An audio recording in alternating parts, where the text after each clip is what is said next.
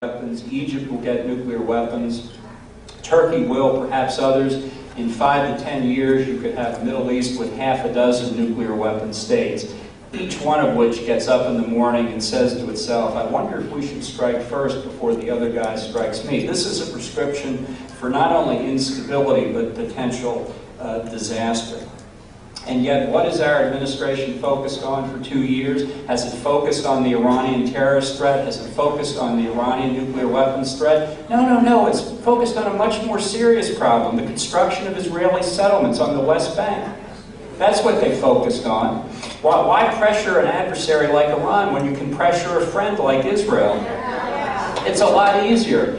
And much more to your ideological liking. That this is the sort of approach to foreign policy that leads almost inevitably to more trouble down the road.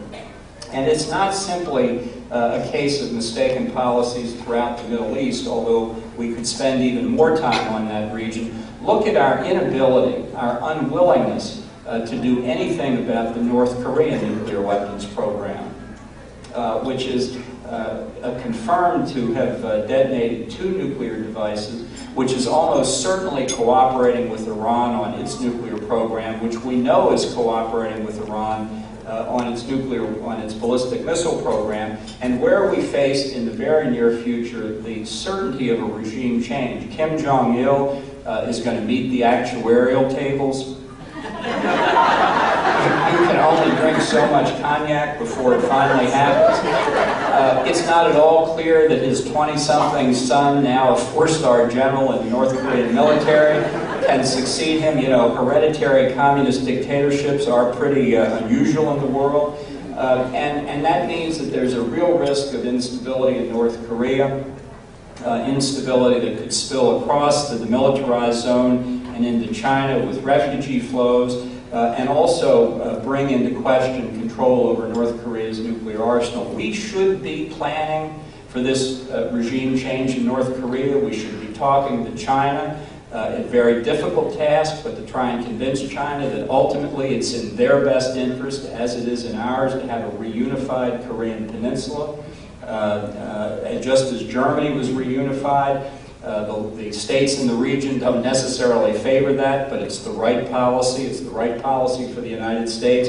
It's going to be hard for China to accept, but if we're not working on it now, you can guarantee that when it comes down to it, it's going to be nearly impossible to get them to go along with it. We've also seen a near complete abdication of the administration position when it comes to the American military presence in Central Asia and beyond. We're going to be withdrawing our troops from Iraq by the end of this year because of an artificial schedule for withdrawal. We're going to begin a drawdown of our forces in Afghanistan this summer, regardless of conditions on the ground, regardless of the success we've had. And that gives the impression, together with our utterly ineffective policy on Iranian terrorism and nuclear weapons, that America's power in the region is declining. And it's an accurate perception, one that President Obama doesn't seem to care about. Now, I know there's been discussion about the war in Afghanistan, that many people wonder why we're there, what the objectives are. Let me just tell you very briefly, because this is absolutely critical. We have 2 strategic objectives in Afghanistan. One is to prevent the country from falling again to the Taliban and becoming a base for international terrorism as it was before 9/11. That was the objective that led us in to overthrow the Taliban in 2001. It remains a legitimate and important objective today. But second, an objective that we've only recently understood well enough, I think, but one that's critical, and that is we cannot allow instability and radical Islam in Afghanistan spilling over and taking control in Pakistan. We've got enormous work to do with Pakistan as well, but it's very difficult. It's uphill, and it's facilitated in a critical way by military pressure against Taliban and Al-Qaeda from the Afghan side. Why is Pakistan so important? Because it's a country that public sources reveal to have between 60 and 200 nuclear weapons.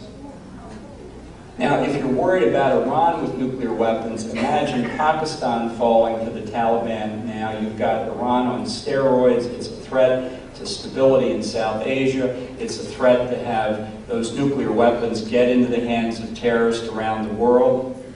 We cannot see defeat in Afghanistan lead to the risk of Pakistan going the wrong way as well. These are very difficult circumstances for Americans to be in. It's not pleasant to have our young men and women in harm's way in countries far removed from us, where the leaders of the people that we're working with don't appreciate us, criticize us, in the case of Pakistan, arrest our people. Americans quite naturally say, why do we have to put up with this? And the answer is, we're not there fighting for them. We're there fighting for us.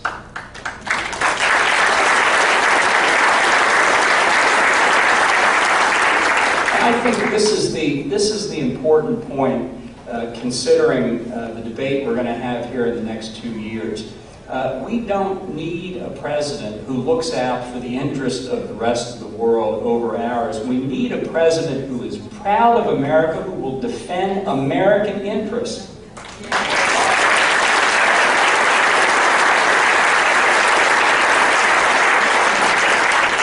We're not engaged, or we shouldn't be engaged in defending abstract principles. We're engaged in defending concrete American interests and those of our friends and allies. And that's something I think we need more of a national debate about. Obviously, we've got enormous economic problems, which in many respects are being exacerbated by the president's economic policies. Those need to be debated. But we've got foreign issues that we've got to discuss as well. The rest of the world isn't going to wait for us to get our economic house in order, although I like to believe that both Mahmoud Ahmadinejad and Kim Jong-il would have favored the public option in the healthcare debate. But let's remember how important it is to test our leaders on their foreign policy and to hold them to the standard that John Quincy Adams enunciated in 1821 when he was Secretary of State in his speech on Independence Day. He said, "Wherever the standard of freedom and independence has been or shall be unfurled, there will America's heart, her benedictions, and her prayers be. But she goes not abroad in search of monsters to destroy. She is the well-wisher to the freedom and independence of all. She is the champion and vindicator only of her own." Thank you very much.